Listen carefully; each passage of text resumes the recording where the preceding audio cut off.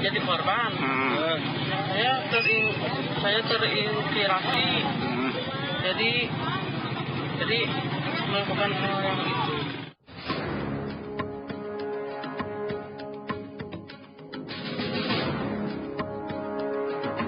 Itulah pengakuan Andri Sobari alias Emon, pelaku sodomi terhadap puluhan anak di Sukabumi, Jawa Barat.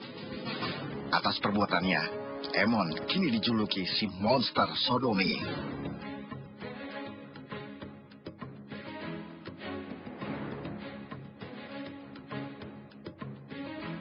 Sejak kasus sodomi ini terungkap, jumlah korban yang melapor terus bertambah. Hingga Minggu malam, sudah ada 73 anak yang mengaku sebagai korban Emon. Menurut polisi, pria berumur 24 tahun ini sudah melakukan kejahatan seksual sejak 2013 lalu. Jumlah yang terakhir sampai berapa? Terakhir tadi jam 2, ya. Kemudian tambah lagi dari 1 jam setengah 8 malam lagi. Jadi sudah 73. Oh, itu yang laporan apa yang ini? Yang laporan dan yang laporan ya. Itu pelaku tuh berapa kali dalam 1 minggu atau dalam per hari itu melakukan sodomi? Kalau informasinya mereka melakukan si pelaku sendiri itu 3 kali. 3 kali ya. Dalam melancarkan aksinya, Emon mengiming-imingi korban dengan uang senilai Rp25.000 hingga Rp50.000.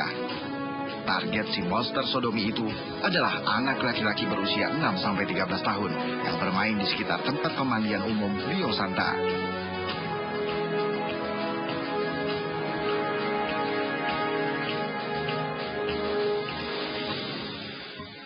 Ini kasus mengerikan yang tentu membuat bergidik siapapun.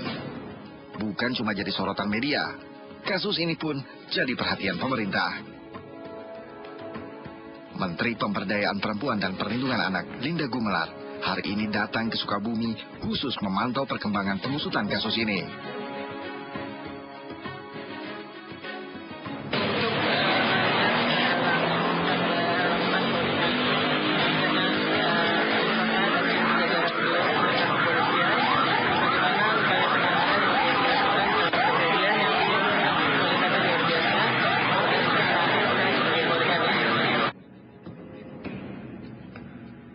Kementerian Pemberdayaan Perempuan dan Perlindungan Anak bersama Dinas Kesehatan Jawa Barat berkomitmen memberi bantuan penanganan.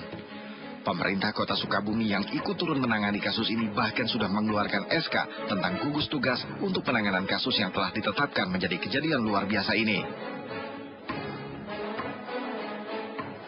Saat ini, para korban ditampung di suatu tempat yang dirahasiakan. Bahkan kabarnya Menteri Linda Gumelar tak bisa mengunjungi tempat itu.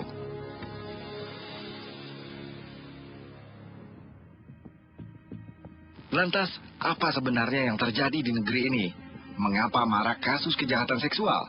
Dan dalam beberapa waktu terakhir, berderet kasus mengerikan kejahatan seksual terhadap anak.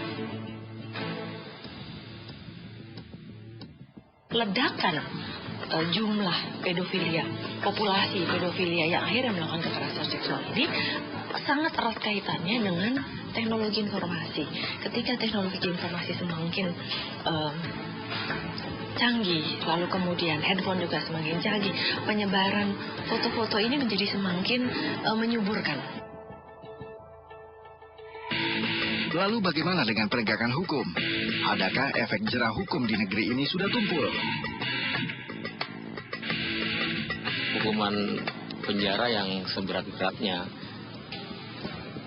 Memang kalau dilihat hukuman yang ada itu, saya rasa kurang berat ya. Karena paling hanya beberapa tahun penjara. Sebaiknya dia setara dengan dengan pelaku tindak kejahatan narkoba gitu. Saya rasa begitu. Dihukum berat aja gitu supaya jerak gitu. Kita kan ya hukuman yang setimpal deh dengan perbuatannya. Seharusnya mereka dihukum mati aja.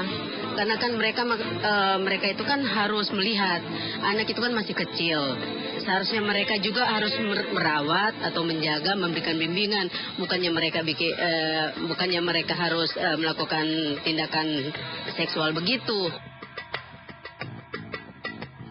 Kasus Emon si tersodomi pastilah bikin bergidik siapapun orang waras. Dan yang lebih menakutkan lagi, kasus ini hanyalah satu dari rentetan kasus yang hari demi hari selalu bermunculan dan memakan korban.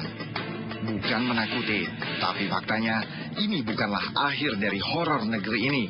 Masih banyak orang-orang seperti Emon tergentayangan di sekitar kita.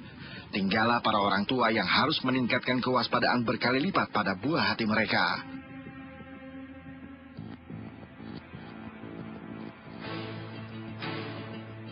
Demikian laporan tim Liputan Topik.